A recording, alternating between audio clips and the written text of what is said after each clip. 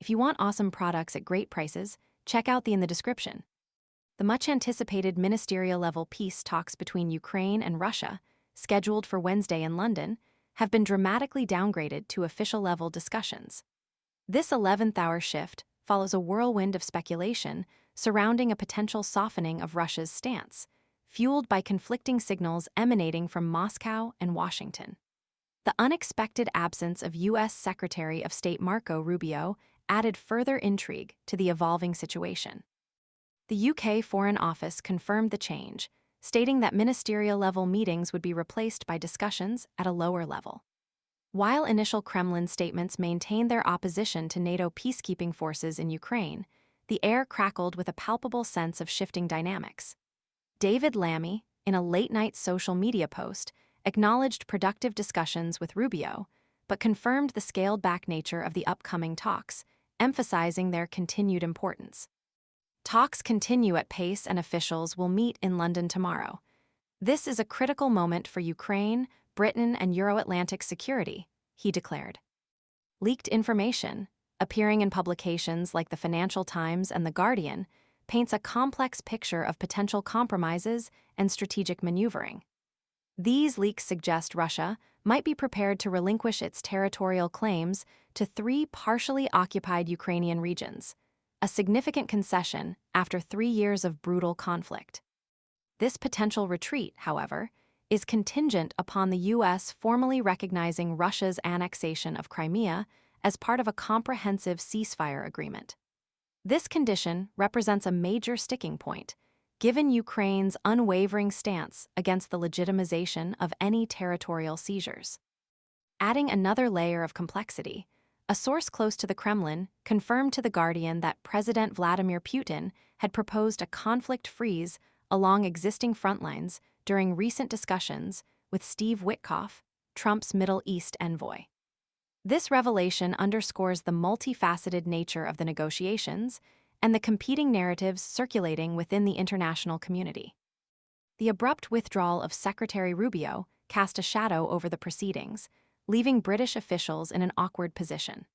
The simultaneous surge of leaks from both U.S. and Russian sources further complicated the situation, seemingly designed to both undermine the London talks and emphasize the significance of direct U.S.-Russia dialogue. The timing and nature of these leaks suggest a deliberate strategy aimed at influencing the narrative and potentially undermining Ukraine's position. The Kremlin's carefully orchestrated messaging appears strategically aimed at creating challenges for Ukrainian President Zelenskyy. Zelenskyy himself reiterated Ukraine's legally untenable position regarding the recognition of Crimea's annexation or any other Russian-occupied territory. However, Russia may be gambling on Ukraine's war weariness, hoping that their proposal, albeit conditional, will be viewed as a reasonable counterpoint to Western calls for an immediate and complete ceasefire, a position strongly supported by the U.S., Ukraine, and the European Union.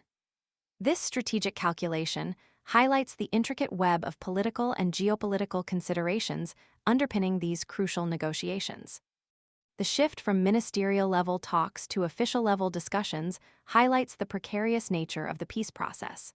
While the potential concessions from Russia are significant, the conditions attached, particularly the recognition of Crimea's annexation, represent a major hurdle. The conflicting signals from both sides, amplified by the strategic leaks, paint a picture of intense maneuvering and behind-the-scenes negotiations.